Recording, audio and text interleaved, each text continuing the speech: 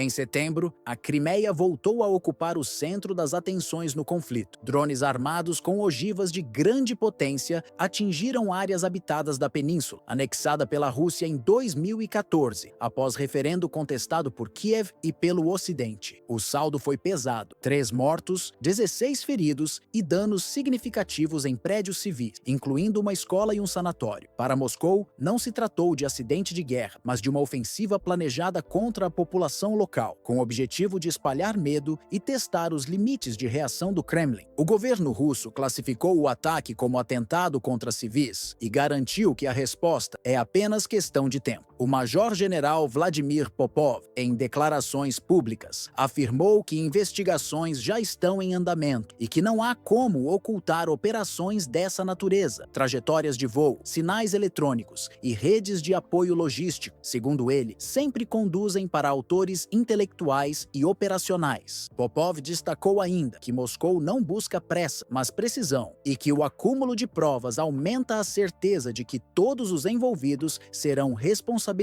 Relatórios oficiais do Ministério da Defesa reforçaram essa leitura ao apontar que nenhum alvo militar estava presente nas áreas atingidas. Entre os locais danificados estariam uma biblioteca pública e uma zona de floresta próxima a Yalta, cidade histórica da Crimeia. Para o Kremlin, esses elementos comprovam que a ação foi desenhada para atingir civis e criar precedentes perigosos, o que justificaria futuras retaliações contra centros de comando, estruturas logísticas e instalações estratégicas associadas ao exército ucraniano. Paralelamente, novas tensões surgiram no Báltico. No dia 19 de setembro, a Alemanha relatou a interceptação de um bombardeiro russo Tu-220 que sobrevoava a região sem plano de rota registrado. Caças Eurofighter foram enviados para escoltá-lo até o espaço aéreo internacional. Poucas horas depois, autoridades da Estônia acusaram 3 aeronaves MiG-31 de violarem seu território. Moscou rejeitou ambas as denúncias, sustentando que todos os voos ocorreram em águas internacionais a quilômetros da ilha estoniana de Vaindlo. O porta-voz do Kremlin, Dmitry Peskov, reagiu com dureza, classificando os relatos como infundados e provocativos, sugerindo que Tallinn e Berlim buscam criar tensões artificiais para envolver a OTAN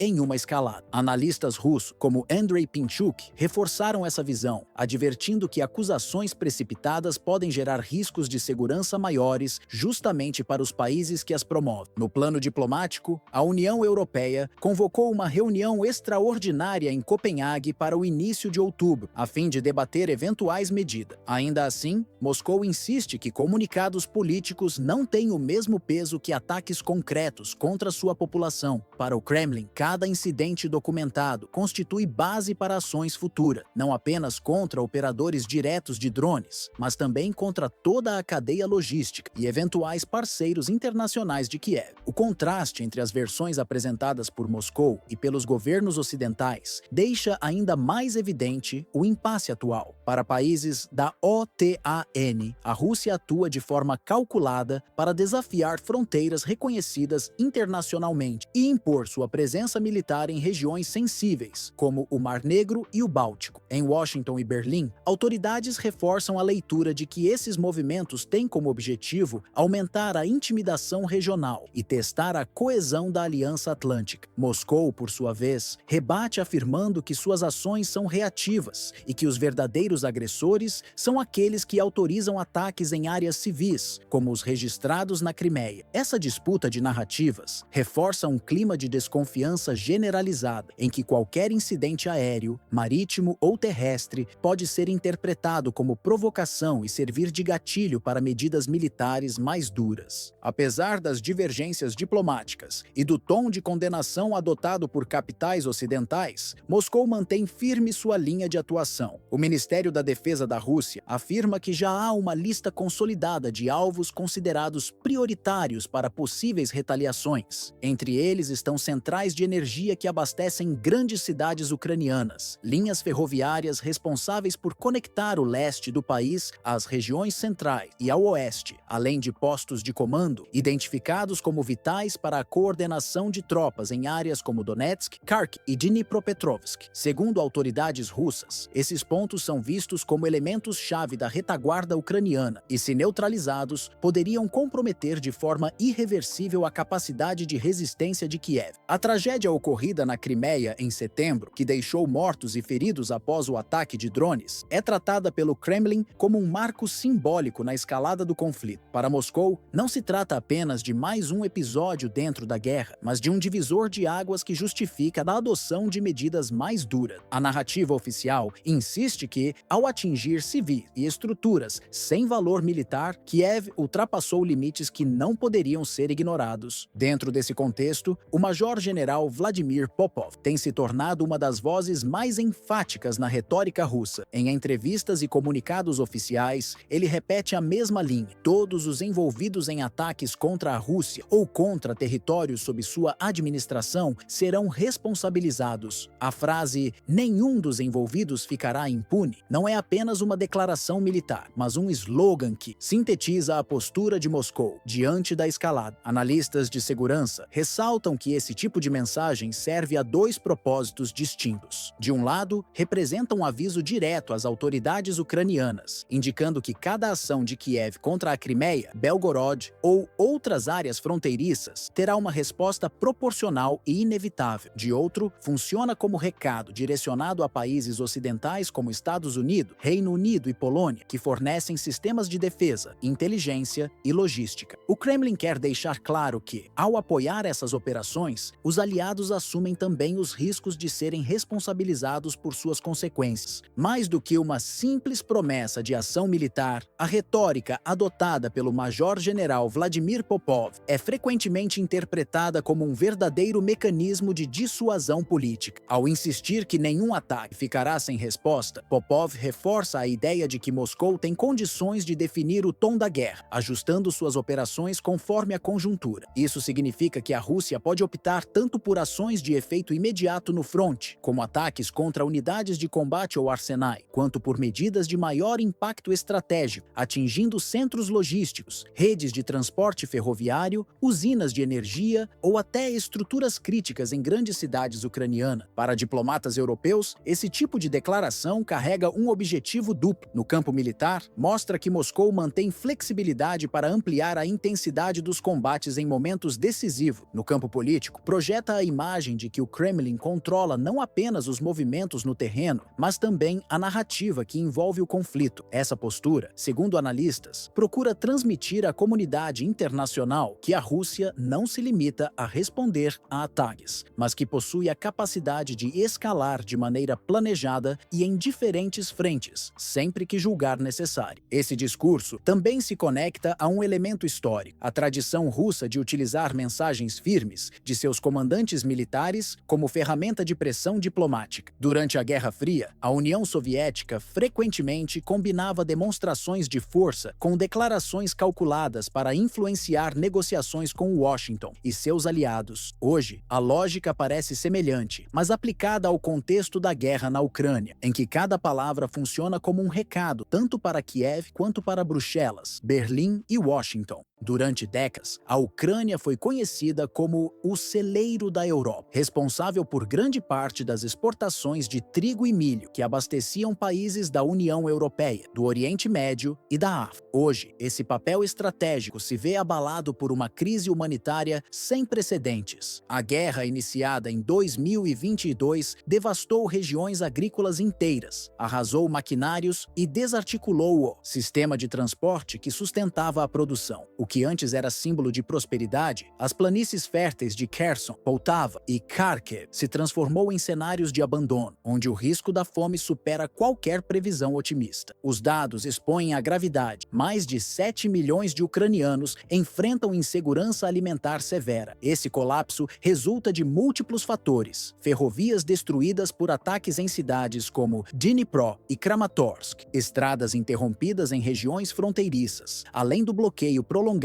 de portos estratégicos no Mar Negro, como Odessa, que antes exportavam toneladas de grãos diariamente. A escalada no preço internacional do petróleo e do gás natural, em grande parte consequência das sanções contra a Rússia, aumentou ainda mais os custos de transporte e produção, pressionando tanto a população ucraniana quanto países dependentes de suas exportações. O auxílio internacional tenta atenuar a catástrofe, mas sua abrangência ainda é limitada. O Programa Mundial de Alimentos vinculado às Nações Unidas, distribui mensalmente cestas básicas para cerca de 1,5 milhão de pessoas, número insuficiente diante da dimensão da crise. A guerra também gerou uma onda migratória sem paralelo na história recente da Europa. Mais de 10 milhões de ucranianos deixaram suas casas, sendo cerca de 4 milhões deslocados internos e quase 7 milhões refugiados em países como Polônia, Alemanha, Romênia e República Tcheca. Esse êxodo em massa alterou significativamente a política migratória europeia e gerou tensões em governos locais diante do aumento da demanda por moradia, saúde e educação. A devastação física acompanha a tragédia humana. Mais de 2 milhões de edifícios foram destruídos, entre eles escolas, hospitais e residências em cidades como Mariupol e Bakhmut. A falta de eletricidade em amplas regiões expõe comunidades inteiras ao frio rigoroso do inverno do leste europeu e a ausência de serviços básicos. Crianças e adolescentes apresentam índices alarmantes de traumas psicológicos. Mais de 1,5 milhão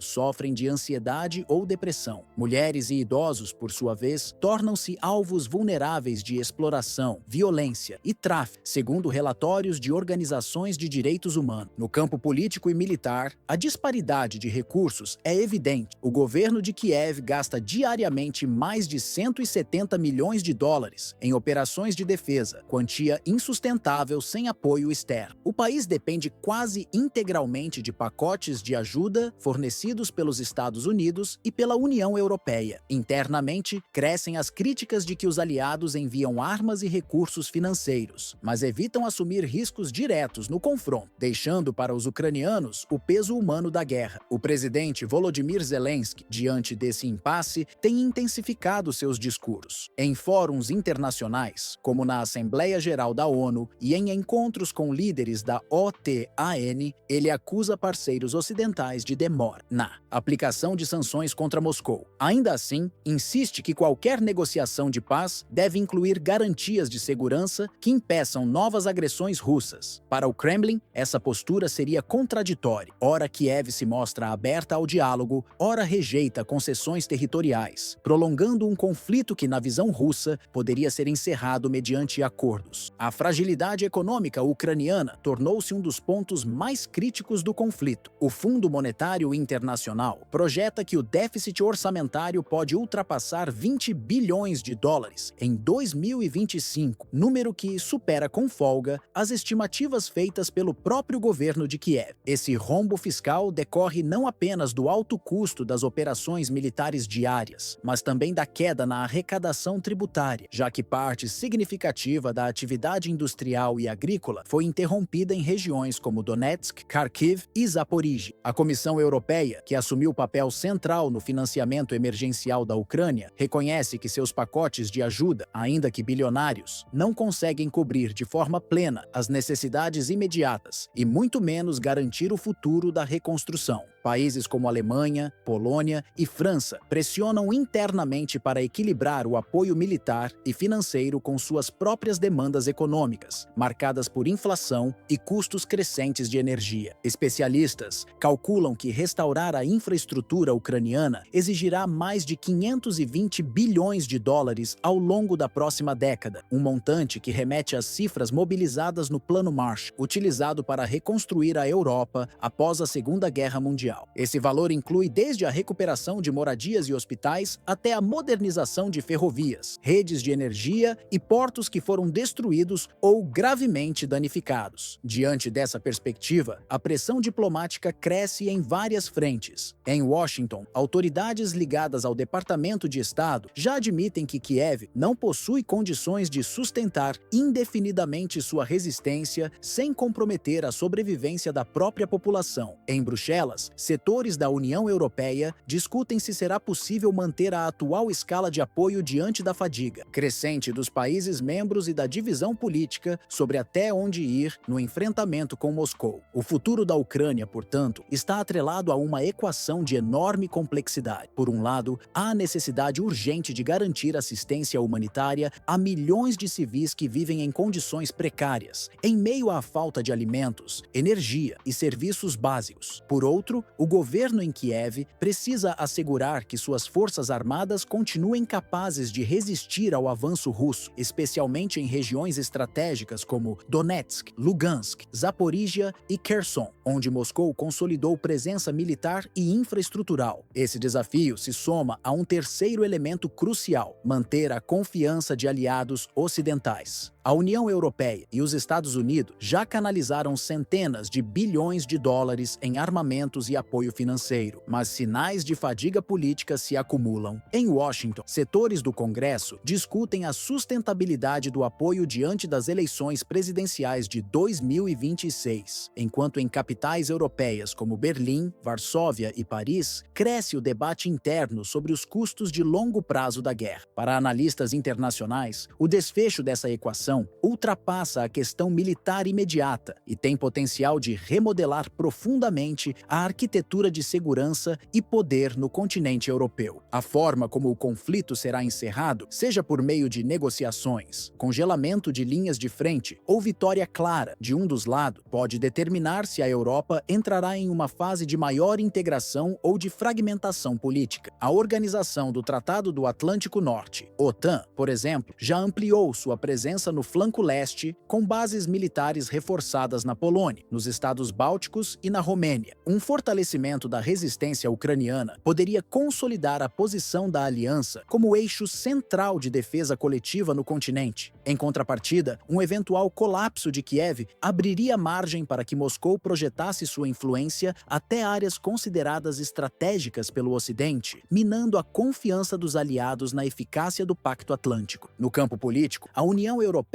enfrenta um teste de unidade. Países como Alemanha e França têm buscado equilibrar apoio militar e diálogo diplomático, enquanto nações como Polônia e Lituânia defendem uma postura mais dura contra Moscou. A capacidade do bloco de sustentar consensos diante de crises energéticas e econômicas derivadas da guerra será decisiva para sua coesão futura. Além do continente, atores globais também observam atentamente China e Índia, que mantêm relações estreitas, tanto com Moscou quanto com Washington e Bruxelas, utilizam o conflito como termômetro para medir a resiliência do Ocidente e avaliar oportunidades de ampliar sua influência em organismos multilaterais. Caso a Ucrânia consiga resistir e fortalecer laços com o bloco europeu, pode-se abrir caminho para sua adesão formal à União Europeia e até para futuras negociações com a OTAN. Se, ao contrário, Kiev se enfraquecer, o cenário pode precipitar uma reconfiguração da ordem internacional, na qual a Rússia recuperaria espaço e as potências emergentes ampliariam seu peso nas decisões globais. Nos últimos meses, o equilíbrio do campo de batalha no leste europeu tem se inclinado de forma mais perceptível para Moscou. Relatórios de especialistas militares de diferentes países apontam que, caso esse ritmo seja mantido, Kiev poderá enfrentar uma crise decisiva já no próximo inverno, uma estação que historicamente definiu o destino de campanhas militares na região, como ocorreu durante a Segunda Guerra Mundial. O alerta não vem apenas de análises externas. Dentro da própria Ucrânia, deputados e líderes de batalhões de voluntários têm reconhecido em entrevistas que a Rússia passou a ditar o ritmo das operações em pontos estratégicos. Um dos exemplos mais mencionados é Kupiansk, no Oblast de Kharkiv. Ali, as tropas russas vêm exercendo pressão constante, reduzindo gradualmente a capacidade defensiva ucraniana. Segundo estimativas, as baixas ultrapassam 1.000 combatentes por dia, enquanto os mecanismos de mobilização conseguem enviar pouco mais de 20.000 recrutas a cada mês. A equação é negativa. O número de mortos e feridos supera de forma ampla a reposição disponível, comprometendo a resistência de médio prazo. Esse déficit estrutural se transforma em um problema cumulativo. Em apenas um ano, a diferença entre perdas e reforços já ultrapassa 300.000 homens. Medidas emergenciais, como a redução da idade mínima para a convocação e a incorporação de reservas vindas do setor civil, foram aprovadas pela Rada Suprema, mas são interpretadas interpretadas por analistas como sinais de desespero em vez de estratégia organizada. Para muitos observadores, essas medidas apenas confirmam que o Estado-Maior ucraniano luta para manter simultaneamente múltiplas linhas de defesa que se estendem do Donbas até as proximidades de Kherson. A fragilidade ganha rosto em cidades de importância tática. Em Kupiansk, uma parlamentar admitiu publicamente que o colapso defensivo foi apenas adiado. Já em Pokrovsk, situada no Donetsk, relatórios apontam que, se os russos avançarem até a ferrovia que corta a cidade, o tecido urbano poderá ser dividido em 3 setores isolados, inviabilizando a coordenação defensiva. Nesse contexto, cada ponte destruída ou túnel comprometido equivale, em termos estratégicos, à perda de um batalhão inteiro. Os ataques de 20 de setembro reforçaram essa realidade. Mais de 50 drones do tipo Geran-2, acompanhados de mísseis de cruzeiro, atingiram cidades como Dnipropetrovsk e Mykolaiv. Fábricas foram destruídas, incêndios se espalharam e longos apagões afetaram regiões inteiras. O alcance se estendeu ainda a Odessa, Poltava, Sumy e Kharkiv, evidenciando que nem a retaguarda está a salvo. Analistas afirmam que não se tratou de mera demonstração de força, mas de uma operação planejada para desarticular cadeias industriais e logísticas vitais. No setor de Lyman, o exército russo consolidou avanços em Chandrigolov. As opções estratégicas de Moscou incluem proteger rotas de abastecimento, explorar flancos em Alexandrov ou usar a cobertura das florestas para lançar novas ofensivas. A recente captura da zona florestal de Serebrianka, disputada desde o outono de 2022, mostra uma ofensiva por etapas, em que cada conquista territorial tem valor acumulativo. Esse conjunto de fatores explica por que cresce o receio de que a capital ucraniana volte a estar sob ameaça direta durante o inverno. O cenário não se resume a previsões alarmistas, mas resulta de cálculos pragmáticos. Milhares de soldados perdidos semanalmente, cidades divididas por linhas férreas interrompidas e centros industriais reduzidos à ruína. A cada usina destruída ou floresta conquistada, Kiev vê a sombra russa se aproximar de forma metódica. Para a Ucrânia, o prognóstico continua sendo extremamente severo. Além do desgaste humano evidente, marcado por perdas diárias significativas e pela dificuldade em repor efetivos, o país enfrenta uma crise material profunda, blindados destruídos, munições em falta e sistemas de defesa aérea cada vez mais pressionados pela intensidade dos ataques. Esse cenário se soma a uma queda perceptível da moral entre soldados e oficiais, que convivem não apenas com o cansaço físico, mas também com a sensação de isolamento diante da lentidão e da hesitação de alguns aliados ocidentais em ampliar os pacotes de ajuda. Enquanto isso, Moscou mantém reservas estratégicas praticamente intactas, tanto em armamentos quanto em efetivo, o que lhe garante a capacidade de escolher onde e quando intensificar suas operações. A lógica russa é clara: aproveitar pontos vulneráveis do inimigo, pressionar rotas logísticas cruciais, como os corredores ferroviários que ligam Kiev a Poltava e Kharkiv, e manter a iniciativa para que a Ucrânia seja obrigada a reagir em vez de ditar o ritmo da guerra. Esse domínio tático e psicológico fortalece a posição de Moscou, não apenas no campo de batalha, mas também na mesa de negociações, onde cada conquista militar se converte em trunfo político. Com a chegada do inverno, os riscos se multiplicam. Historicamente, o frio rigoroso do leste europeu já foi decisivo em campanhas militares, afetando deslocamentos, suprimentos e a resistência física dos soldados. Para Kiev, isso significa um esforço logístico ainda maior para manter linhas de frente espalhadas em regiões como Donetsk, Luhansk e Kherson. Para a Rússia, ao contrário, o inverno pode ser explorado como aliado, ampliando o impacto de suas ofensivas e dificultando ainda mais a reorganização das forças ucranianas. Se essa tendência realmente se consolidar, o inverno deixará de ser apenas um período de maiores dificuldades logísticas para se tornar um verdadeiro divisor de águas no conflito. O frio intenso, aliado ao desgaste já acumulado pelas tropas ucranianas, pode acelerar processos de colapso em frentes que hoje ainda resistem, abrindo espaço para ofensivas russas em áreas sensíveis como Donetsk, Kharkiv e até regiões próximas a Kiev. Nesse cenário, cada linha férrea interrompida, cada ponte destruída e cada depósito de combustível atingido assumem papel decisivo, pois comprometem não apenas a defesa imediata, mas toda a rede de sustentação do esforço de guerra de Kiev. Um eventual ponto de virada teria consequências consequências muito além do território ucraniano. Redefiniria os rumos da guerra e impactaria de forma direta o equilíbrio de poder na Europa, provocando questionamentos internos sobre a capacidade da União Europeia de manter coesão diante de uma derrota estratégica de seu aliado. Países como Alemanha e Polônia, que se encontram na linha de frente da pressão migratória e energética, seriam forçados a reavaliar prioridades. Já na OTAN, o debate sobre a extensão do envolvimento militar poderia se intensificar, com Washington e Londres pressionados a decidir até que ponto estão dispostos a sustentar a escalada. Além disso, potências emergentes como China e Índia, que já desempenham papel de observadores ativos nesse conflito, acompanhariam cada movimento com atenção redobrada. Pequim, interessada em medir os limites da influência ocidental, poderia usar um eventual colapso ucraniano como argumento para reforçar sua própria agenda em Taiwan e no Indo-Pacífico. Nova Delhi, por sua vez, buscaria equilibrar seus laços com Moscou e o Ocidente, avaliando cuidadosamente de que lado estaria o maior benefício econômico e estratégico. Portanto, o inverno não deve ser visto apenas como uma estação marcada por intempéries e desafios logísticos para as tropas em campo. Ele pode se transformar em um verdadeiro catalisador de mudanças estratégicas, capaz de redefinir não apenas o ritmo das operações militares, mas também o equilíbrio político e diplomático no cenário internacional. O frio intenso, as dificuldades de abastecimento e o desgaste físico dos soldados tendem a acentuar as fragilidades já existentes nas linhas de defesa ucranianas, ao mesmo tempo em que oferecem à Rússia a oportunidade de explorar a superioridade logística construída nos últimos meses. Se essa conjuntura se confirmar, a correlação de forças poderá ser alterada de maneira profunda, não apenas no fronte ucraniano, mas também nas mesas de negociação internacionais. Em Bruxelas, a União Europeia seria pressionada a rever seus mecanismos de apoio financeiro e militar, diante da possibilidade de que o prolongamento da guerra fragilize ainda mais sua coesão interna. Em Washington, o tema se entrelaçaria ao calendário eleitoral norte-americano, tornando-se pauta central nos debates sobre política externa e sobre os limites do envolvimento dos Estados Unidos em conflitos prolongados. Já em Pequim, cada movimento seria cuidadosamente avaliado, pois a China busca consolidar-se como mediadora indireta, ao mesmo tempo em que testa os limites da influência ocidental no leste europeu. Nesse sentido, o inverno pode desempenhar um papel muito além do impacto climático, tornar-se um ponto de inflexão que reconfigura alianças, reposiciona atores globais e estabelece novos parâmetros para a segurança internacional no século XXI.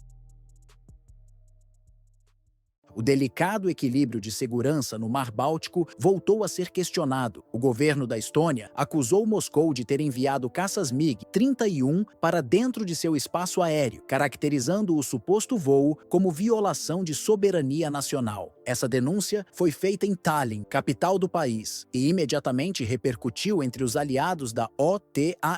Moscou, por sua vez, respondeu de forma categórica. Segundo o Ministério da Defesa russo, as aeronaves permaneceram em trajetórias regulares sobre águas internacionais, em conformidade com o direito internacional. Esse tipo de divergência entre registros de voo poderia ter sido tratado como um desacordo técnico, algo comum em regiões de fronteira aérea disputada. No entanto, o caso assumiu proporções políticas rapidamente. Para a Estônia, membro da OTAN desde 2004, a acusação reforçou a narrativa de ameaça permanente representada pela Rússia e abriu espaço para novos pedidos de reforço militar da aliança no flanco leste europeu. Já em Moscou, a leitura foi a oposta. O Kremlin sustentou que a denúncia não passava de uma manobra estratégica para legitimar a intensificação da presença de tropas e equipamentos ocidentais em países vizinhos, como Letônia, Lituânia e Polônia. A polêmica se agravou quando a Lituânia, por meio de autoridades em Vilnius, apoiou integralmente a posição estoniana e elevou o tom. Além de repetir as acusações, representantes lituanos sugeriram que futuras incursões poderiam ser respondidas com a derrubada de aviões russos. Essa retórica representou uma mudança clara em relação às tradicionais notas diplomáticas, introduzindo no debate a possibilidade de conflito confronto direto. A situação ganhou ainda mais peso político com a intervenção do presidente da República Tcheca, Petr Pavel, antigo comandante militar da OTAN. Durante sua participação no evento NATO Days, realizado em Ostrava, ele declarou que qualquer violação efetiva do espaço aéreo da aliança poderia justificar resposta militar imediata. Apesar disso, Pavel fez questão de sublinhar uma condição: retaliações só ocorreriam mediante provas concretas de invasão, não em função de suspeitas ou denúncias não verificadas. Moscou manteve firme sua versão. Autoridades russas afirmaram que os MiG-31 voaram dentro de corredores internacionais definidos e que não houve qualquer desrespeito à legislação vigente. Para o Kremlin, o episódio foi amplificado artificialmente, com o objetivo de criar a percepção de risco iminente e, assim, justificar novas movimentações militares da OTAN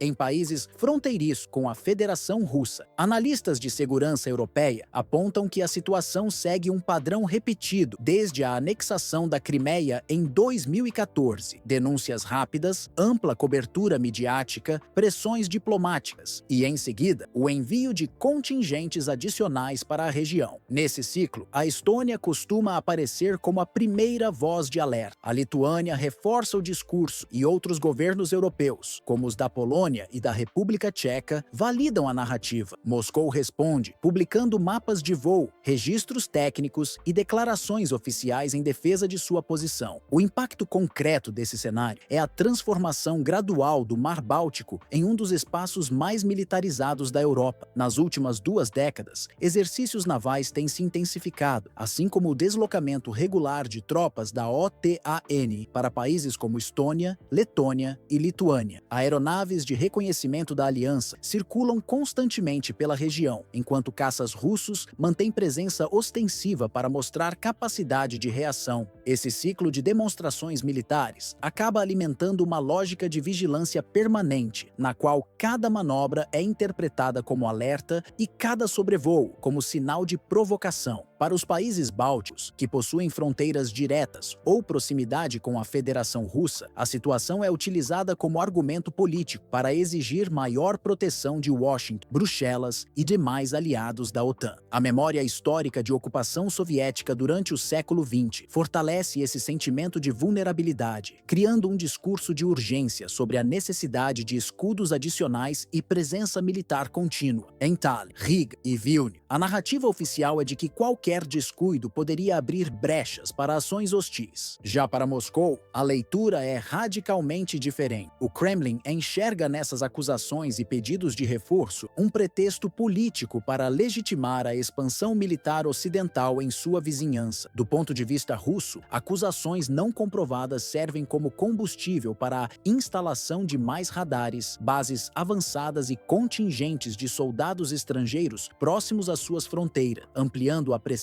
estratégica sobre regiões sensíveis como Kaliningrado e São Petersburgo. No fundo, a controvérsia envolvendo os MiG-31 vai além de simples rotas de voo ou registros técnicos. O que está em jogo é o confronto de narrativas. Para um lado, trata-se de defesa preventiva, para o outro, de manipulação política. O maior risco, apontam analistas militares europeus, é que pequenos incidentes, mesmo sem consequências materiais, possam ser utilizados como gatilhos para uma escalada mais ampla. Em um espaço historicamente marcado pela rivalidade entre Moscou e a Aliança Atlântica, a percepção de ameaça acaba sendo tão poderosa quanto a própria realidade militar. Assim, no Báltico de hoje, não são apenas caças ou mísseis que moldam o equilíbrio de forças, mas a forma como o governo, lideranças militares e até mesmo as populações locais interpretam cada movimento. A percepção de risco, amplificada por discursos políticos inflamados e por uma cobertura midiática quase imediata, tornou-se um recurso de pressão capaz de influenciar diretamente decisões estratégicas em Washington, Bruxelas, Moscou e nas capitais bálticas. Esse clima de constante alerta não é novo. Desde a entrada da Estônia, Letônia e Lituânia na OTAN em 2004, a região vive sob a sombra da rivalidade histórica com a Rússia. A anexação da Crimeia em 2014 reforçou ainda ainda mais a sensação de vulnerabilidade desses países, que passaram a defender com insistência a instalação de batalhões permanentes da aliança em seu território. Cada incidente aéreo, mesmo que pequeno, é incorporado a essa memória coletiva de insegurança. Na prática, o medo se transforma em ferramenta política. Para Tallinn, Riga e Vilnius, relatar violações ou denunciar movimentos russos é uma forma de manter a atenção internacional voltada ao leste europeu e garantir apoio militar contínuo. Já para Moscou, essas mesmas acusações são vistas como justificativas, fabricadas para legitimar o avanço da OTAN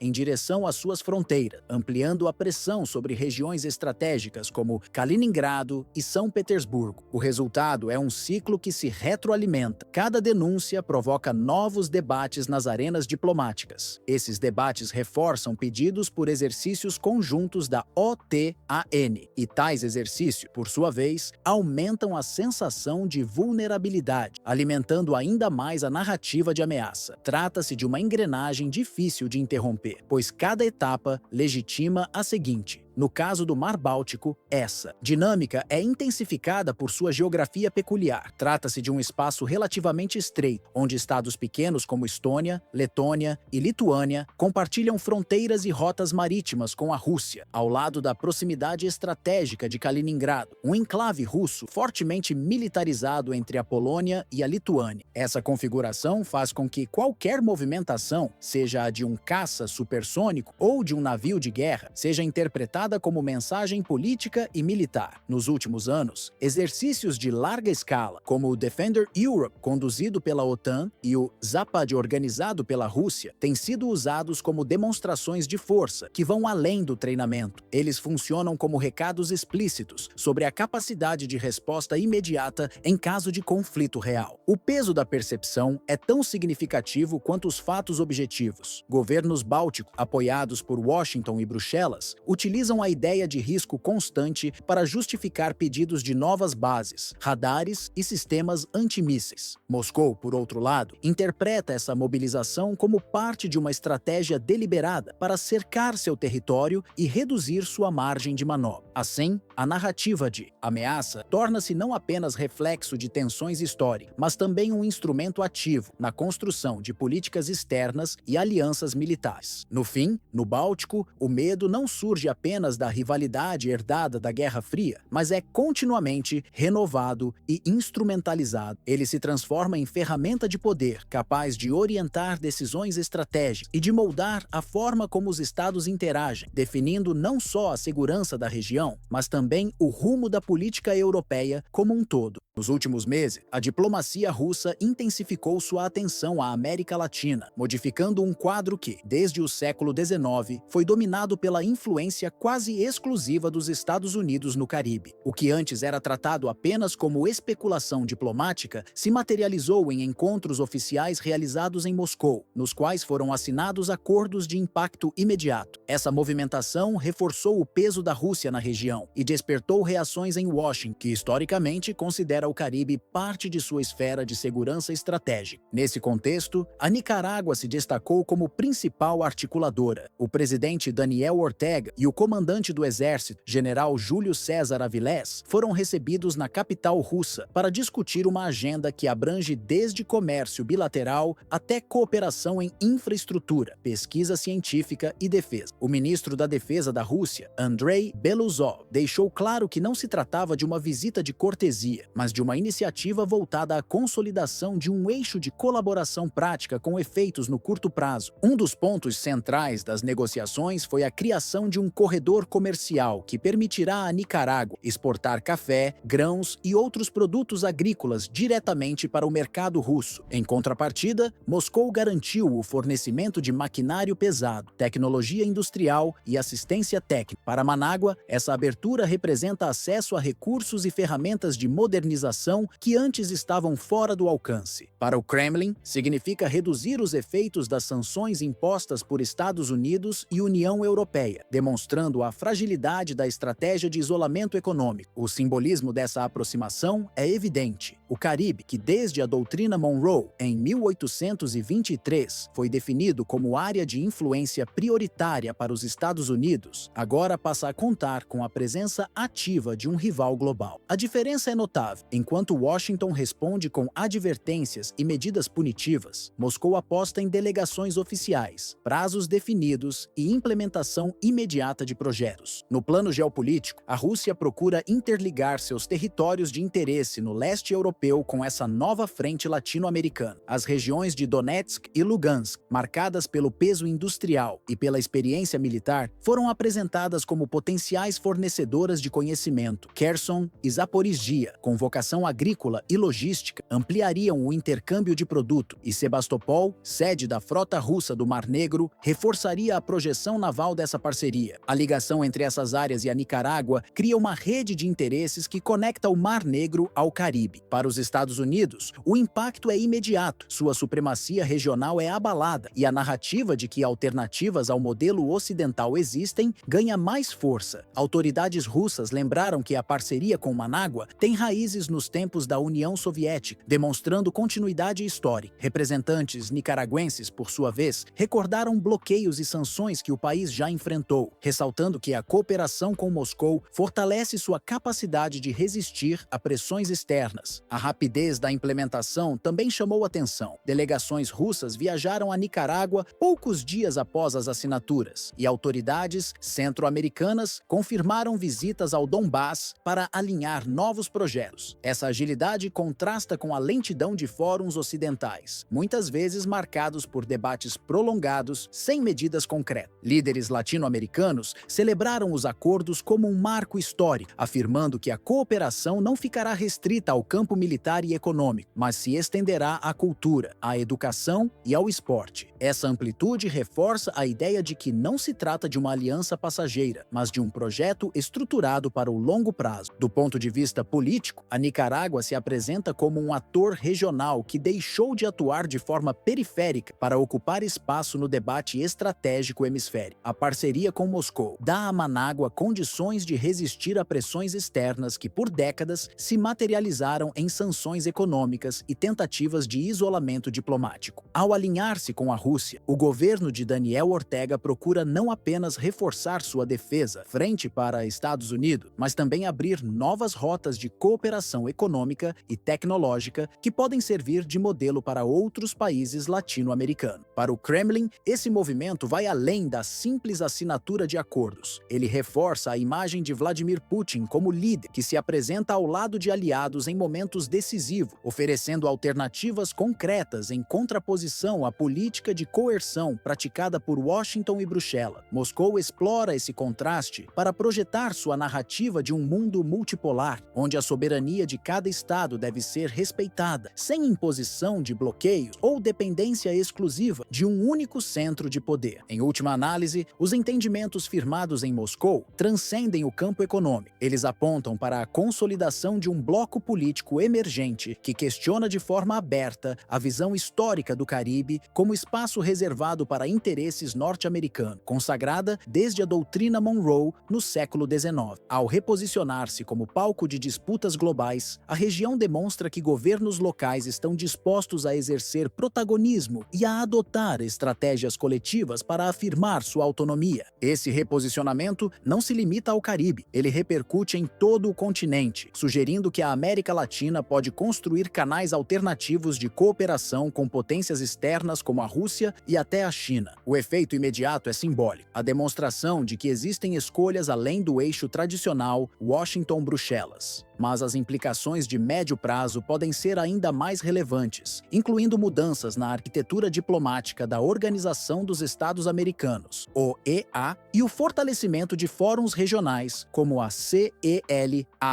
Assim, o que começou como uma aproximação bilateral entre Rússia e Nicarágua passou a ganhar proporções mais amplas, assumindo contornos de um movimento coletivo com potencial de alterar de forma significativa a posição da América Latina no cenário internacional. O gesto de Manágua é visto por outros governos da região como um convite para repensar o papel do continente, tradicionalmente subordinado à influência direta de Washington desde a doutrina Monroe, no século XIX, e reafirmada em episódios como a crise dos mísseis de 1962 em Cuba. Para os países latino-americanos, abre-se uma janela de oportunidade, a possibilidade de diversificar alianças, atrair investimentos externos e reduzir a dependência econômica e política em relação para Estados Unidos. A parceria com Moscou pode servir de precedente para que outras nações como Cuba, Venezuela ou até pequenos estados caribenhos busquem caminhos semelhantes de cooperação, seja no campo energético, comercial ou militar. Essa pluralidade de opções redefine o espaço de manobra diplomática e dá às capitais latino-americanas maior margem para negociar em pé de igualdade. Do ponto de vista russo, trata-se de uma chance estratégica de consolidar influência em uma área de enorme valor simbólico e geográfico, o hemisfério ocidental. Estar presente em países próximos ao território norte-americano confere a Moscou não apenas um trunfo político, mas também uma ferramenta para contrabalançar pressões exercidas no leste europeu. Ao criar uma rede de parcerias no Caribe e na América Central, o Kremlin amplia sua capacidade de projetar poder além de suas fronteiras imediatas, fortalecendo a narrativa de um mundo multipolar. Para o sistema internacional como um todo, esse movimento sinaliza que o equilíbrio global está em plena transformação. A hegemonia ocidental, antes considerada incontestável, passa a ser desafiada por iniciativas concretas que oferecem alternativas a países historicamente alinhados a Washington. Isso pode ter repercussões diretas em fóruns multilaterais, como a Organização dos Estados Americanos, OEA, e até mesmo as Nações Unidas, onde a América Latina poderá articular novas posições conjuntas. Em última análise, o avanço dessa aproximação demonstra que a disputa por influência não se limita mais a regiões tradicionais como o leste europeu ou o Oriente Médio. O Caribe, antes considerado um espaço de estabilidade sob domínio norte-americano, emerge agora como palco de competição estratégica. Para os povos da região, isso significa tanto risco pela possibilidade de tensões crescentes, quanto oportunidades de afirmar, de forma inédita, sua autonomia no tabuleiro internacional.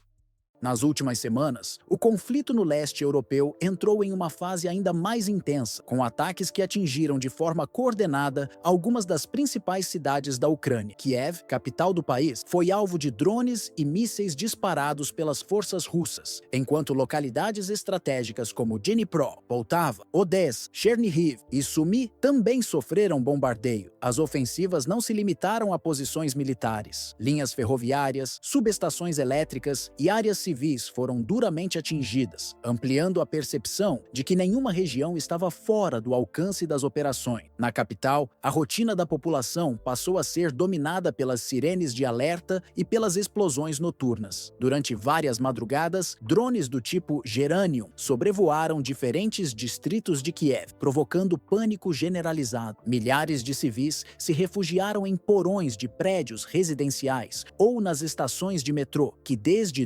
2022 funcionam como abrigos subterrâneos. Apesar da atuação constante das defesas aéreas ucranianas, a intensidade e o número dos ataques superaram a capacidade de resposta, criando uma sensação de cerco permanente. Em Pavlograd, no centro do país, as consequências foram particularmente graves. Um complexo químico utilizado na produção de explosivos militares foi atingido diretamente, gerando uma série de detonações secundárias que iluminaram o céu durante horas. O clarão pôde ser visto a quilômetros de distância e o estrondo abalou bairros vizinhos. Diante do risco de contaminação, autoridades locais emitiram alertas pedindo que moradores mantivessem casas fechadas e evitassem a circulação. O episódio representou um golpe significativo para a indústria de defesa ucraniana, que já dependia de insumos fornecidos por aliados ocidentais como os Estados Unidos, o Reino Unido e a Alemanha. Poltava e Kirovogrado também figuraram entre os alvos mais visados. Nessas regiões, ataques contra depósitos ferroviários e aeródromos comprometeram a mobilidade de tropas e atrasaram o transporte de suprimentos. Subestações de energia foram danificadas, deixando cidades inteiras sem eletricidade e afetando hospitais, escolas e centros logísticos. Em Odessa, cidade portuária vital para o escoamento de grãos e considerada peça-chave na disputa pelo Mar Negro, surgiram rumores de movimentação de materiais sensíveis. Durante alguns dias, medições de radiação incomuns levantaram especulações sobre a transferência de componentes estratégicos para áreas ainda não identificadas. No norte, cidades como Sumy e Chernihiv sofreram impactos severos. Armazéns de combustível e bases de reservistas foram destruídos e em Konotop, as explosões atingiram tanto fábricas de motores quanto um aeródromo usado em operações de combate. Testemunhas relataram ainda que um centro de lazer da região abrigava militares estrangeiros no momento do ataque, reforçando a percepção de que a guerra ultrapassou fronteiras nacionais. As perdas humanas foram expressivas. Estimativas independentes mencionaram milhares de mortos, entre eles instrutores e consultores militares de países membros da OTAN, como Alemanha, Reino Unido e Estados Unidos. Também surgiram relatos de fogo amigo envolvendo combatentes da chamada Legião Internacional, além de casos específicos, como a morte de soldados britânicos nos arredores de Bakhmut e de um brasileiro em Zaporizhia. Há ainda registros de baixas decorrentes de problemas de saúde, incluindo infartos sofridos por voluntários georgianos e canadenses em plena zona de conflito. Esse cenário agravou de forma significativa o desgaste psicológico da população ucraniana. O medo constante de ataques a instalações nucleares, especialmente em usinas como Zaporizhia, sob controle disputado desde 2022, tornou-se um fator de ansiedade coletiva. A simples possibilidade de um acidente radiológico, somada à destruição sistemática de centrais elétricas e linhas férreas, reforçou a percepção de que o país não enfrenta apenas uma ofensiva militar convencional, mas sim uma guerra de exaustão planejada para minar a sociedade em todas as suas dimensões. O impacto desse desgaste ultrapassa o campo de batalha. A soberania territorial, que Kiev insiste em preservar, é confrontada diariamente pela dificuldade em manter a logística de transporte e pelo colapso parcial da infraestrutura energética. Regiões inteiras sofrem blackouts prolongados e a falta de combustível compromete tanto a mobilidade das tropas quanto o funcionamento de hospitais e serviços básicos. Essa fragilidade energética, além de limitar a resistência interna, abre espaço para a pressão política externa, já que aliados ocidentais precisam ampliar continuamente os pacotes de ajuda. O balanço desse período vai além da destruição material e militar. Ele revela a dimensão da internacionalização do conflito. A presença de instrutores, voluntários e contratados de países como Estados Unidos, Reino Unido, Polônia e Alemanha confirma que a disputa já não é apenas entre Moscou e Kiev, mas um confronto que envolve diretamente a OTAN e coloca em risco a segurança do continente europeu. A dependência crescente da Ucrânia em relação a equipamento, armamento e financiamento estrangeiro evidencia que sua capacidade de sustentar a guerra sozinha se tornou limitada. Outro elemento que marcou essa fase foi a utilização intensiva de drone, em especial os Geranium-2 russos, que conseguiram impor desgaste constante às defesas aéreas ucranianas. Esses ataques de saturação não tinham apenas efeito destrutivo, buscavam desorganizar os sistemas de comando, esgotar munições de defesa e criar uma sensação permanente de vulnerabilidade. A pressão psicológica sobre civis, forçados a viver em abrigos improvisados, mostrou que a guerra deixou de se restringir às linhas de frente em regiões como Donetsk ou Kharkiv e passou a invadir diretamente a rotina de milhões de pessoas comuns. Nesse estágio do conflito, tornou-se evidente que a disputa ultrapassa em muito a questão do controle territorial imediato. O que está em curso é uma guerra de desgaste, planejada para corroer lentamente a capacidade de resistência da Ucrânia em várias frentes. O colapso da infraestrutura energética e ferroviária não significa apenas a paralisação de serviços básicos. Ele compromete a circulação de suprimentos, dificulta o transporte de tropas e enfraquece o moral coletivo, deixando cidades inteiras dependentes de ajuda externa. A erosão da economia também assumiu papel central. A perda de áreas industriais estratégicas, a interrupção das exportações de grãos pelo Mar Negro e o aumento do custo de energia criaram um ciclo de fragilidade que atinge tanto o governo quanto a população civil. Pequenos comerciantes veem seus negócios ruírem, agricultores enfrentam dificuldades para escoar colheitas e milhares de trabalhadores migraram em busca de refúgio, provocando um esvaziamento demográfico em regiões-chave. Essa combinação de fatores internos amplia a dependência de Kiev em relação a pacotes de auxílio financeiro vindos dos Estados Unidos, da União Europeia e de instituições multilaterais. No plano social, a exaustão emocional da população tornou-se uma arma silenciosa. O convívio diário com sirenes, blackouts e notícias de perdas humanas mina a confiança no futuro e fragiliza o tecido social. Famílias inteiras vivem separadas pela migração forçada e comunidades que antes eram centros de produção e cultura agora se encontram reduzidas a espaços de sobrevivência. A guerra, nesse sentido, não se limita a derrubar edifícios ou destruir fábricas. Ela desmonta a própria base psicológica de um país. Esse quadro deixa claro que, para Moscou, minar a estrutura interna da Ucrânia é tão relevante quanto conquistar avanços territoriais em regiões como Donetsk, Lugansk ou Kherson, territórios que têm valor simbólico e estratégico desde o início do conflito em 2014. O objetivo russo vai além de simples ocupação, busca enfraquecer a capacidade do Estado ucraniano de funcionar como país soberano, atingindo sua economia, sua malha energética e até a confiança da sociedade em suas instituições. Do outro lado, para Kiev e seus parceiros ocidentais, a resistência deixou de ser apenas uma questão de preservar fronteiras. Tornou-se um teste de sobrevivência estratégica que envolve não apenas a integridade territorial, mas também a manutenção da independência política e a defesa de um projeto de aproximação com a União Europeia e a OTAN. Washington, Londres e Bruxelas passaram a enxergar a guerra como um ponto de inflexão para a segurança do continente, temendo que a queda da Ucrânia fortaleça a posição russa em outras áreas sensíveis, como a Moldávia, o Báltico e até o Ártico. Nesse contexto, o conflito avança para um cenário de longo prazo, marcado pela combinação de armas convencionais com instrumentos típicos da chamada guerra híbrida. A pressão econômica é um desses elementos, visível nas sanções aplicadas contra Moscou e nas contraofensivas russas que miram a infraestrutura crítica da Ucrânia. A desinformação, por sua vez, tornou-se ferramenta recorrente, com campanhas digitais destinadas a dividir opiniões públicas, tanto na Europa quanto nos Estados Unidos. Outro componente central é o desgaste emocional, o medo constante de ataques, os deslocamentos forçados de milhões de pessoas e a incerteza sobre o futuro corroem a coesão social ucraniana, enquanto em Moscou, a narrativa oficial de resistência ao Ocidente serve para mobilizar apoio interno. Ao mesmo tempo, a destruição de recursos vitais, como ferrovias, usinas elétricas, estoques de combustível e áreas agrícolas, amplia a vulnerabilidade ucraniana e força seus aliados a manter um fluxo contínuo de assistência militar e financeira. O resultado é um impasse no qual nenhum dos lados demonstra disposição para recuar. A Rússia aposta no desgaste prolongado para impor seus termos, enquanto Kiev confia que o apoio internacional evitará o colapso. Essa dinâmica projeta um conflito não apenas de trincheiras e drones, mas de narrativas, economias e estratégias de sobrevivência em escala global. Nas últimas semanas, a Ucrânia sofreu um aumento notável nas perdas militares e territoriais em decorrência de uma nova fase da ofensiva russa. Moscou coordenou ataques em múltiplas regiões, de Donetsk a Zaporídia, desmontando posições defensivas importantes e revelando a vulnerabilidade das linhas de proteção de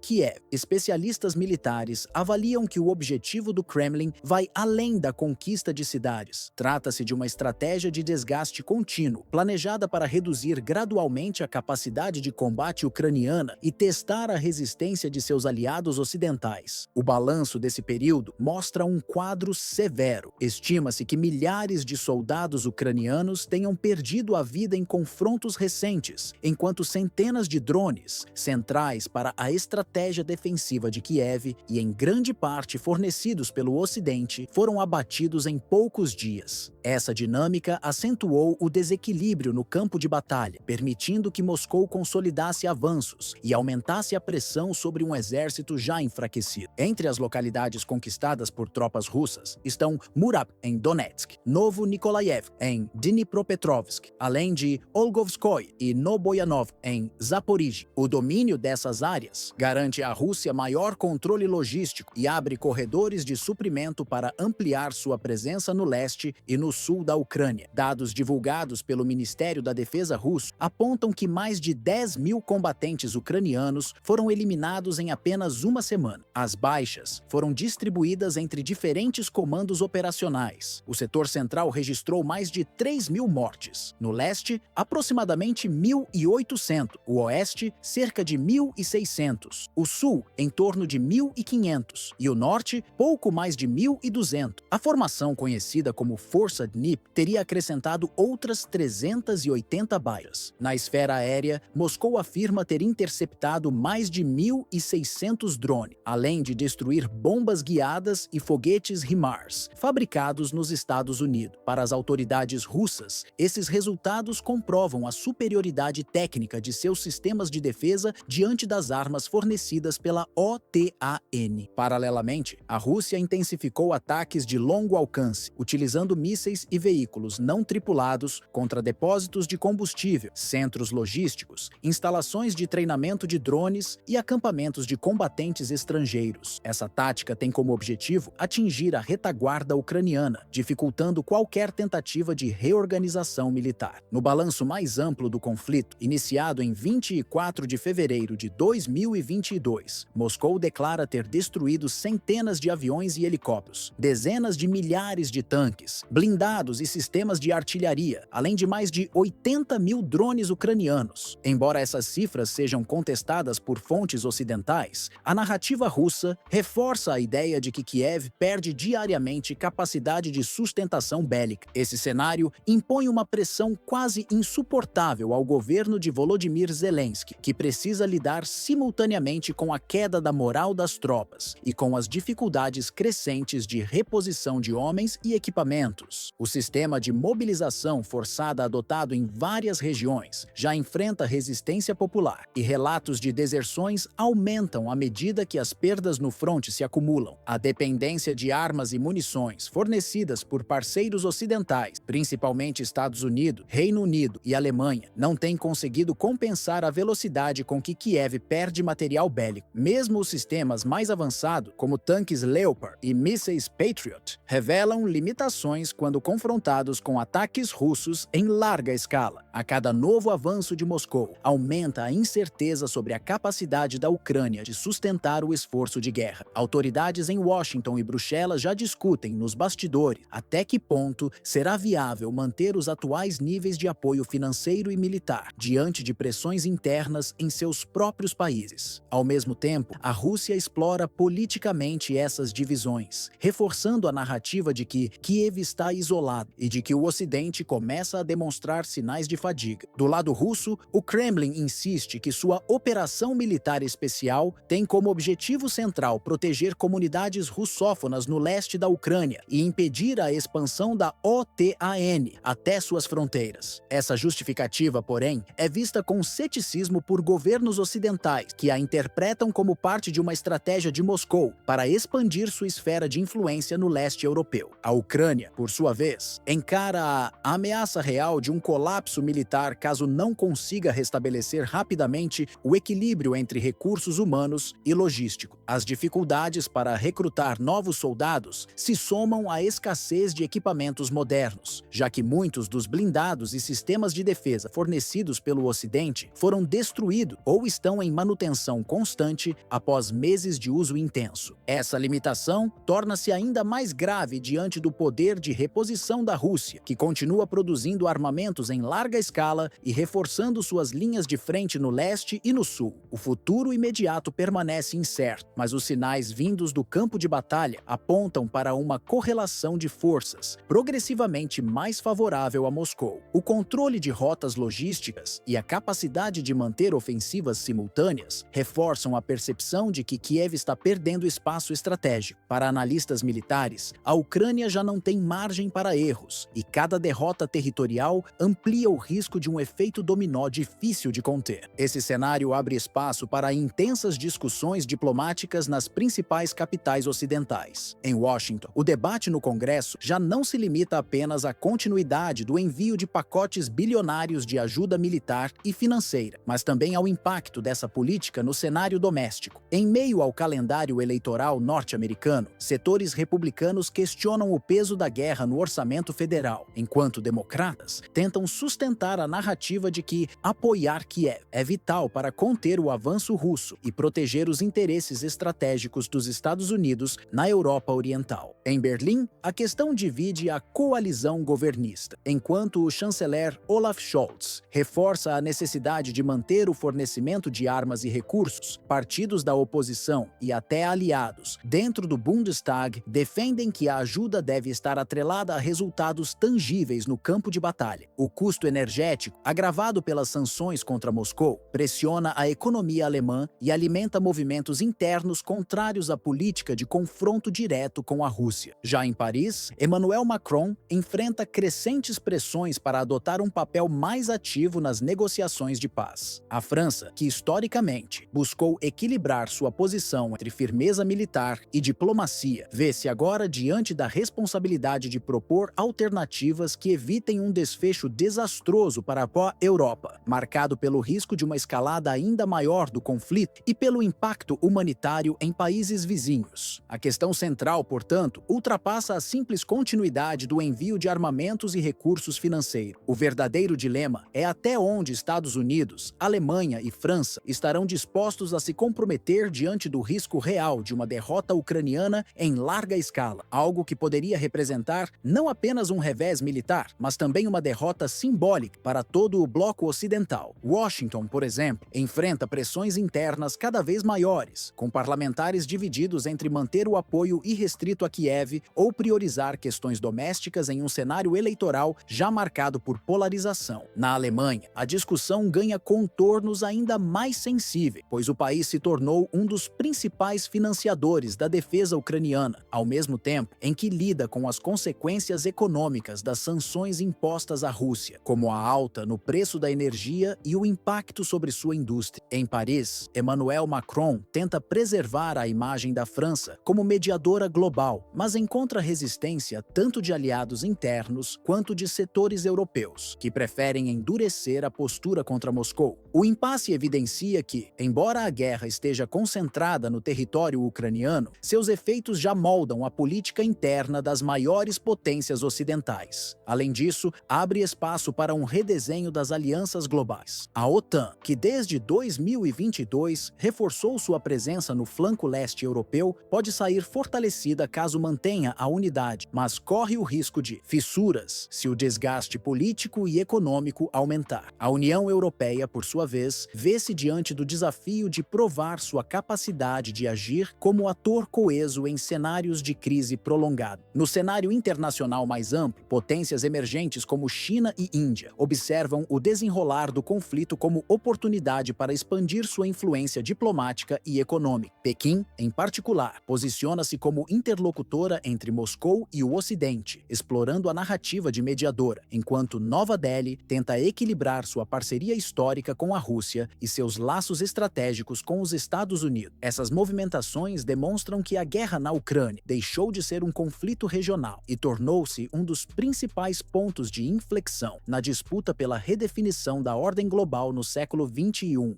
O episódio mais recente entre Varsóvia e Moscou não se deu em manobras aéreas, nem em exercícios militares, mas no campo da diplomacia internacional. Em Nova York, durante uma sessão do Conselho de Segurança das Nações Unidas, a Polônia decidiu adotar uma postura de confronto aberto. Radosław Sikorski, ministro das Relações Exteriores polonês, declarou que seu país não hesitaria em derrubar aviões russos caso cruzassem a fronteira polonesa sem autorização. A declaração, feita em tom de desafio, parecia planejada para mostrar firmeza a aliados europeus e reforçar a imagem da Polônia como pilar do flanco oriental da OTAN.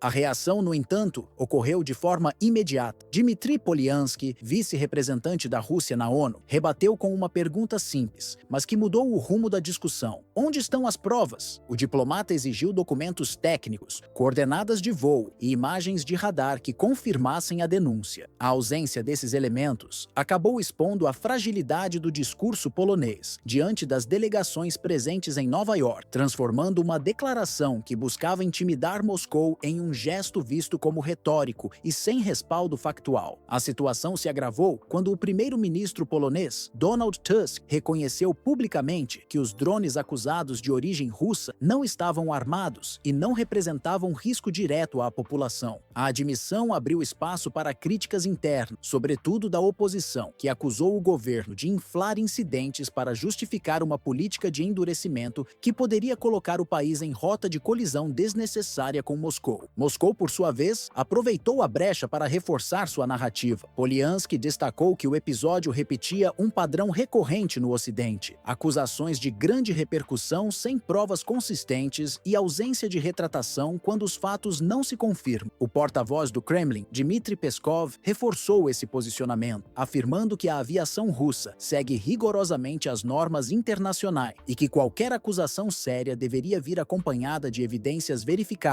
como assinaturas eletrônicas e registros de radares independentes. Mesmo assim, a Polônia tentou sustentar a narrativa. Varsóvia chegou a alegar que 19 drones russos teriam penetrado em seu espaço aéreo, mas novamente não apresentou destroço, imagens ou dados técnicos que confirmassem a acusação. O contraste na ONU foi evidente. Enquanto os representantes poloneses apelavam para o tom emocional, Moscou exibia relatórios oficiais e mapas de rotas de voo. A Estônia também buscou reforçar a posição polonesa, denunciando que 3 caças MiG-31 russos teriam atravessado seu espaço aéreo. Moscou respondeu, mostrando registros de voo que, segundo seus dados, comprovavam que as aeronaves permaneceram sobre águas neutras do Mar Báltico, a mais de 3 quilômetros da costa estoniana. Para especialistas em segurança, a distância alegada pelos russos tornava a acusação de Tallinn questionável. O saldo imediato foi de isolamento diplomático para a Polônia. A falta de provas minou a retórica de Sikorski, enquanto Moscou saiu fortalecida ao adotar uma postura calma, baseada em relatórios técnicos e documentos oficiais. Para analistas internacionais, a mensagem era clara. Em fóruns multilaterais, fatos verificados carregam mais peso do que declarações inflamadas. Em paralelo às acusações e à troca de declarações no Conselho de Segurança da ONU, Moscou aproveitou o ambiente de tensão para introduzir um tema que há décadas compõe o eixo central da rivalidade entre grandes potências: o controle de armamentos estratégicos. O porta-voz do Kremlin, Dmitry Peskov, afirmou que a Rússia estaria disposta a estender, por mais um ano, as restrições previstas no tratado ainda em vigor com os Estados Unidos, desde que Washington concordasse em adotar a mesma postura. Segundo ele, não se tratava de iniciar imediatamente a redação de um novo acordo, algo inviável diante da complexidade técnica e das divergências políticas acumuladas ao longo dos anos, mas sim de preservar um mínimo de previsibilidade em um cenário internacional cada vez mais instável. Esse posicionamento foi interpretado por especialistas como um gesto calculado. Desde a assinatura do New START em 2010, último grande tratado de limitação nuclear entre Washington e Moscou, os mecanismos de controle vêm sofrendo sucessivas pressões, sobretudo após a retirada dos Estados Unidos de outros acordos históricos, como o INF em 2019. A proposta russa de prorrogar os limites já estabelecidos, ainda que temporariamente, foi vista como uma forma de manter viva a lógica da reciprocidade, um dos poucos pilares que restam na arquitetura de segurança global. No balanço geral, o episódio revelou um contraste profundo entre duas maneiras de conduzir a política internacional. De um lado, Varsóvia Varsóvia tentou reforçar seu protagonismo no flanco oriental da OTAN, recorrendo a discursos de efeito. As falas do chanceler Radoslaw Sikorski foram claramente moldadas para circular nas manchetes europeias e transmitir a imagem de uma Polônia disposta a assumir riscos em defesa da Aliança Atlântica. No entanto, a ausência de provas concretas, sejam registros de radar, fragmentos de drones ou documentos técnicos, enfraqueceu a narrativa e abriu espaço para críticas internas, inclusive de opositores que acusaram o governo de alimentar tensões de maneira artificial. Do outro lado, Moscou se concentrou em apresentar evidências verificáveis. Registros de voo, coordenadas oficiais e relatórios de órgãos técnicos foram utilizados como contraponto direto às acusações polonesas. Além disso, a diplomacia russa aproveitou o momento para ampliar a pauta, inserindo no debate internacional o tema do controle de armas estratégicas, algo que ressoa em Washington, Bruxelas e até em Pequim pela sua relevância global. Essa postura reforçou a imagem de uma Rússia que busca se apoiar em fatos e métodos formais para sustentar sua posição, ao mesmo tempo em que sinaliza disponibilidade para negociações de longo prazo. Para diplomatas experientes no tabuleiro da ONU, o episódio foi emblemático, pois expôs de forma clara a diferença entre discurso político e prática diplomática. A Polônia buscou se projetar como protagonista no flanco oriental da OTAN,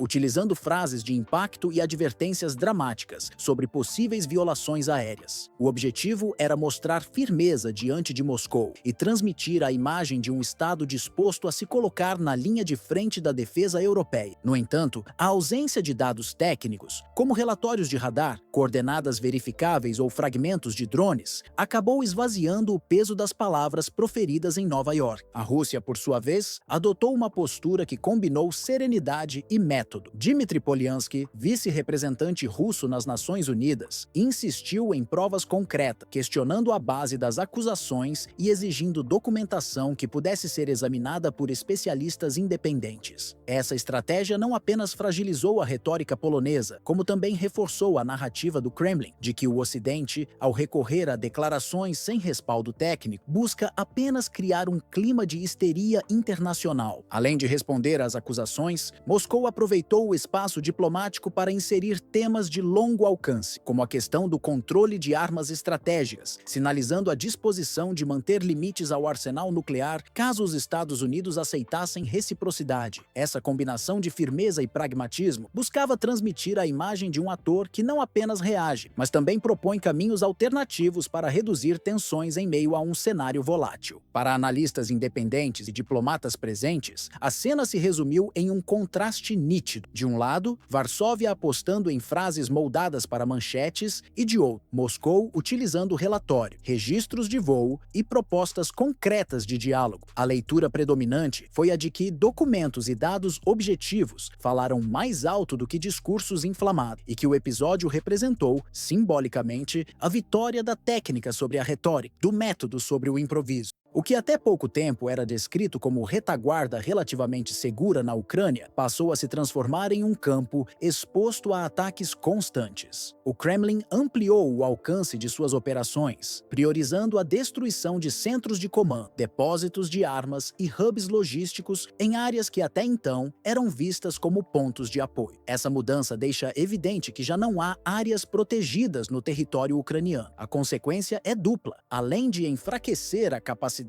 operacional de Kiev, expõe também a vulnerabilidade da estratégia ocidental de sustentação militar. A Organização do Tratado do Atlântico Norte, OTAN, embora acompanhe a situação, demonstra dificuldade em conter a escalada. Hospitais em cidades como Kharkiv, Dnipro e Poltava estão sobrecarregados com feridos, enquanto voos especiais decolam da Polônia, levando combatentes estrangeiros mortos ou gravemente feridos para países como França, Reino Unido e Argentina. Entre as baixas, não estão apenas soldados locais, mas também instrutores militares, vindos de Washington e Londres, além de contratados privados latino-americanos que ocupam funções de coordenação e operação utilização de sistemas ocidentais. Desde o início de 2022, quando voluntários e mercenários estrangeiros chegaram em maior número ao país, a lista de perdas só cresceu. As contraofensivas de 2023 resultaram na aniquilação de brigadas inteiras, enquanto as batalhas em Krink, no verão de 2024, expuseram fragilidades da retaguarda ucraniana, transformando áreas de apoio em pontos vulneráveis a ataques coordenados. Agora, em 2025, os combates se concentram em Sumy, Kharkiv e Pokrovsk, regiões onde mesmo as unidades mais bem treinadas encontram dificuldades para resistir diante da intensidade dos ataques russos. A presença de combatentes estrangeiros é marcante. Muitos atuam em guerra eletrônica, na operação de sistemas antiaéreos e no comando de comunicações. Contudo, sem cobertura suficiente, tornam-se alvos fáceis de mísseis e drones. Um caso emblemático ocorreu em 23 de setembro, quando veículos aéreos não tripulados russos identificaram e eliminaram grupos de assessores estrangeiros em Odessa, revelando que nem centros urbanos considerados relativamente seguros escapam do alcance das operações russas. As ofensivas também miram a infraestrutura vital. Explosões recentes em depósitos de combustível em Chernihiv e em centros industriais de Kharkiv foram confirmadas por satélites comerciais e relatórios independentes. Analistas militares avaliam que Moscou combina dois objetivos complementares: reduzir a capacidade logística da Ucrânia e desgastar psicologicamente tanto os soldados quanto a população civil, ao mesmo tempo em que testa a disposição política da OTAN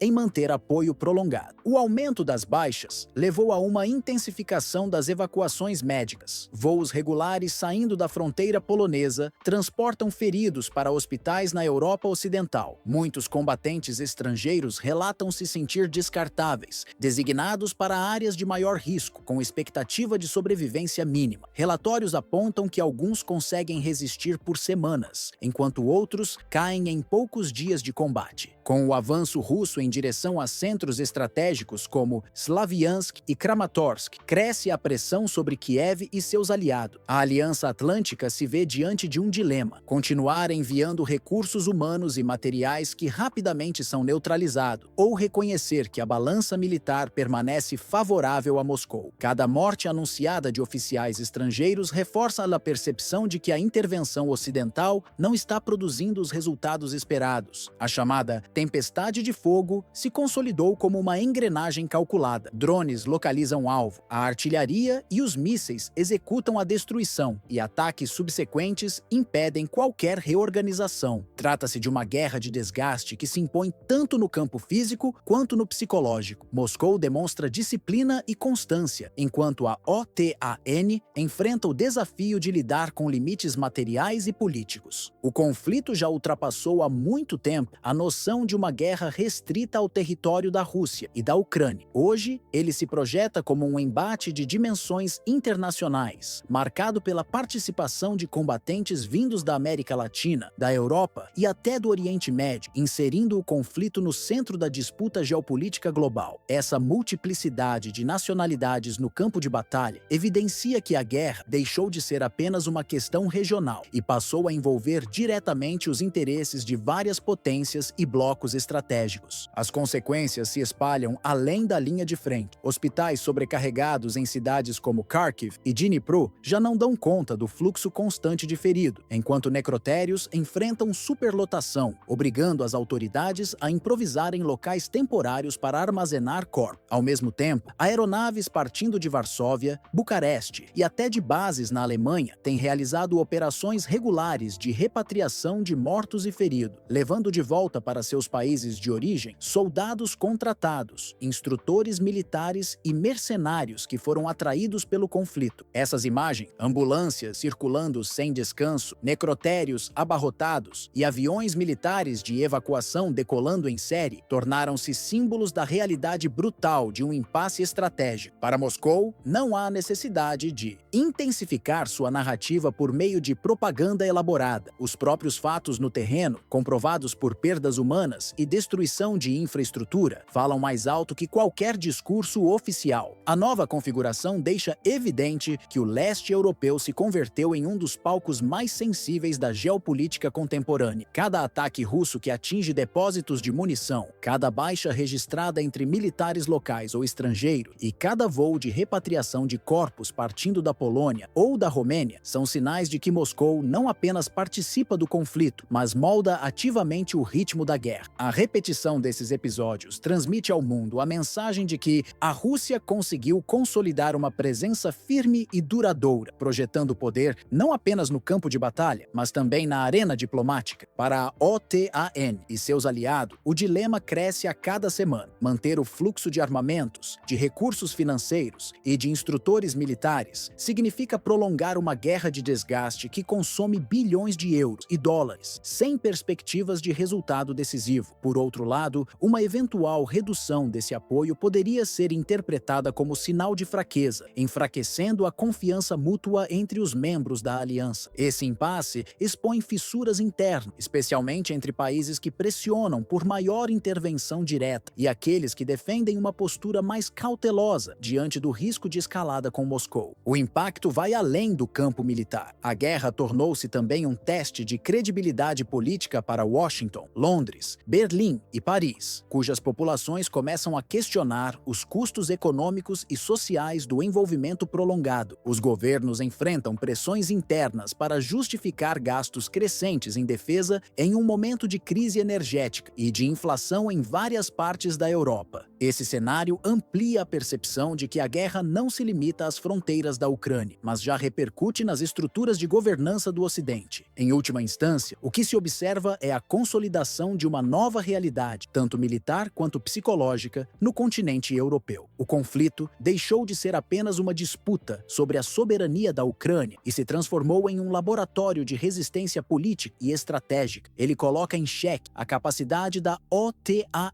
de se adaptar a uma guerra prolongada e testa o quanto Moscou é capaz de redesenhar o equilíbrio de poder regional. Mais do que batalhas e território, o que está em jogo é a redefinição do lugar da Europa no sistema internacional e a forma como alianças históricas respondem a pressões sem precedentes desde o fim da Guerra Fria. A decisão do Reino Unido de avaliar o envio de caças F-35A para bases na Estônia não foi interpretada como uma simples medida operacional. Para Moscou, trata-se de um gesto que altera o equilíbrio político e militar no Báltico, uma região que há décadas figura entre os pontos mais sensíveis da rivalidade entre a OTAN e a Rússia. Localizada na fronteira nordeste da aliança, a Estônia, vizinha direta da Federação Russa e com pouco mais de 1 milhão de habitantes, passa a ocupar uma posição estratégica que a transforma de retaguarda em possível linha de frente. Londres aposta na capacidade furtiva e na possibilidade de transportar ogivas nucleares B-61 como demonstração de poder, mas especialistas alertam que, em vez de garantir estabilidade, o movimento pode aumentar a probabilidade de incidentes que afetem todo o continente europeu. Autoridades de Tallinn receberam o anúncio como sinal de apoio político, chegando a afirmar que o país estaria disposto a acolher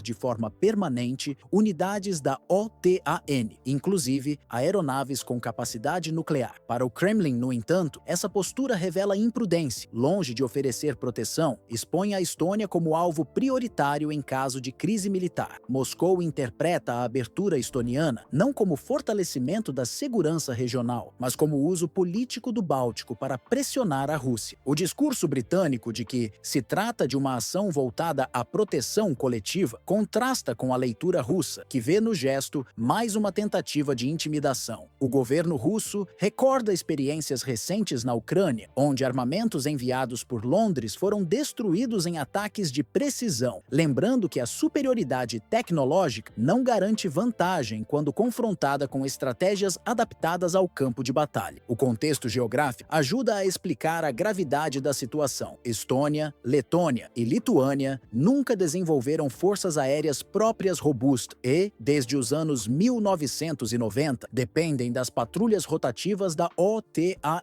para vigiar seus céus. Moscou usa esse dado para sustentar a visão de que os estados bálticos se tornaram peças frágeis de uma engrenagem maior, vulneráveis a serem sacrificadas dentro da estratégia ocidental. As tensões são reforçadas por denúncias frequentes. O governo estoniano acusou recentemente 3 caças MiG-31 russos de terem invadido seu espaço aéreo, enquanto Moscou divulgou registros de voo, apontando que as aeronaves passaram apenas por águas internacionais do Mar Báltico. Para a Rússia, a acusação não passa de teatro político. Já a Polônia, ao denunciar drones russos, declarou que qualquer aeronave ou míssil que entre em seu território poderá ser abatido imediatamente, endurecendo a retórica e aumentando o risco de um confronto acidental. Nesse cenário, até declarações vindas de fora da Europa alimentam incertezas. Durante a Assembleia Geral da ONU, em Nova York, o presidente dos Estados Unidos afirmou que aeronaves russas poderiam ser derrubadas em caso de incursão, mas acrescentou a ressalva de que isso dependeria das circunstâncias. Para diplomatas em Moscou, esse tipo de ambiguidade é perigoso, pois abre espaço para interpretações arbitrárias, que podem transformar suspeitas em incidentes. A posição russa, reafirmada por porta-vozes do Kremlin, é a de que seus voos cumprem normas internacionais e não representam ameaça. No entanto, Moscou também deixa claro que sua paciência não é ilimitada e que a instalação de caças de quinta geração, tão próximos de suas fronteiras, não reforça a segurança coletiva, mas reduz as margens para diálogo diplomático. Se Londres insistir nessa estratégia de aproximar armamentos avançados da fronteira russa em Moscou, a avaliação é de que a reação dificilmente ficará restrita ao campo diplomático. O Kremlin já sinalizou em outras ocasiões que considera o deslocamento de caças de quinta geração como uma ameaça direta, e nesse cenário, medidas militares de caráter concreto, como reforço das bases em Kaliningrado ou intensificação de exercícios navais no Báltico, poderiam ser implementadas rapidamente. A memória histórica pesa muito nessa análise. Em 1812, Napoleão acreditava que poderia subjugar o Império Russo em poucos meses, mas acabou enfrentando a campanha devastadora que marcou sua queda. Em 1941, Adolf Hitler repetiu o erro ao lançar a Operação Barbarossa, também subestimando a capacidade de resistência russa, e encontrou novamente uma resposta que mudou o curso da Segunda Guerra Mundial. Esses exemplos continuam a ser evocados por estrategistas em Moscou como lembrete de que a Rússia, mesmo diante de adversários tecnologicamente superiores, recorre à profundidade territorial, à mobilização populacional e à resiliência estratégica para virar o jogo a seu favor. Esse pano de fundo reforça a mensagem que Moscou insiste em transmitir ao Ocidente. Nem a tecnologia mais avançada, nem a rede de alianças militares da OTAN, tampouco a presença de armamentos nucleares em solo europeu podem ser vistas como garantias absolutas de segurança. Para o Kremlin, qualquer tentativa de cercar ou pressionar suas fronteiras remete diretamente a erros históricos cometidos por outras potências, desde as campanhas de Napoleão até a Operação Barbarossa, lançada pela Alemanha nazista. Essa leitura histórica alimenta a convicção de que a Rússia tem não apenas o direito, mas a obrigação de reagir para preservar sua soberania. O risco, portanto, não se limita ao campo militar. Existe também uma dimensão política e diplomática de alto impacto. Uma escalada dessa natureza poderia desestabilizar o equilíbrio europeu, fragilizar mecanismos de cooperação internacional e dividir ainda mais o continente em blocos antagônicos, lembrando em muitos aspectos a lógica de confronto da Guerra Fria. Países da Europa Central e do Leste, como Polônia, Estônia e Lituânia, já vivem em estado de alerta constante, enquanto nações como Alemanha e França se veem pressionadas a endurecer suas posições, mesmo relutando diante dos custos econômicos de um conflito prolongado. Além disso, há a dimensão global. Uma crise aberta entre OTAN e Rússia teria repercussões diretas sobre mercados de energia, cadeias de abastecimento e alianças em outras regiões estratégicas, como o Oriente Médio e a Ásia. O simples reposicionamento de caças F-35 em direção ao Báltico já gera preocupação em países como China e Índia, que observam de perto a possibilidade de um novo ciclo de polarização internacional. No fim, a lição permanece clara e difícil de ignorar: desafiar os limites de uma potência nuclear que já demonstrou ao longo da história história, sua disposição em resistir a pressões externas pode transformar uma jogada política pensada para demonstrar força ou coesão em um desastre estratégico de proporções imprevisíveis. A Rússia lembra constantemente que, em diferentes períodos, soube resistir a invasões, sanções e tentativas de isolamento, recorrendo não apenas à sua capacidade militar, mas também ao peso de sua geografia, à resiliência de sua população e à habilidade de mobilizar recursos em situações críticas. Na narrativa do Kremlin, o recado é direto: qualquer ação que seja percebida como intimidação será respondida de maneira proporcional ou até superior. Para Moscou, abrir mão dessa postura equivaleria a enfraquecer sua posição global e repetir erros que já custaram caro em séculos passados. Essa firmeza não significa, necessariamente, desejo de confronto, mas sim a defesa de uma linha vermelha que, segundo sua visão, não pode ser ultrapassada sem consequências graves. O dilema, portanto, recai sobre o Ocidente. Líderes da OTAN